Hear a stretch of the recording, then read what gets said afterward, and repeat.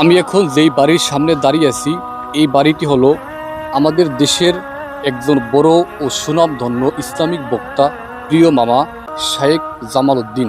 ওনার বাড়ির সামনে, ওনার বাড়িটি আমার ভিডিওর পিছনে যে বাড়িটি দেখতেছেন ওই বাড়িটি তার, এবং মসজিদ মাদ্রাসা এগুলো তারই অবদান। এই মানুষটি একসময় কত কষ্ট করেছে, সে একটি মাহফিলে বলেছে তার মা, সে যখন ছাত্র জীবনে তখন পরীক্ষা দিত, একটি মুরগি রান্না করে ওই মুরগিটি জাল দিয়ে শুকাতে শুকাতে পুড়ে গেছে। ওই পোড়া মুরগি খেয়ে তার জীবন সে পার করেছে। সে মানুষের বাড়িতে লজিং ছিল, অন্যের বাড়ি খেয়ে সে পড়াশোনা করে। আজকে তার পরিচিতি, তার সুনাম দেশ থেকে পুরো বিশ্ব জুড়ে। আসলে আপনি দেখেন, আপনি যদি কষ্ট করেন আপনি একদিন সফল হবেন, এবং কষ্টের ফল খুবই ভালো হয়। প্রিয় ভাই বোন, দেখেন আমাদের এলাকার গর্ব এই মানুষটি, খুব ভালো একজন মানুষ। সে এলাকায় আসলে সব মানুষদের সাথে মিশে একজন নিরঅহংকার একজন মানুষ।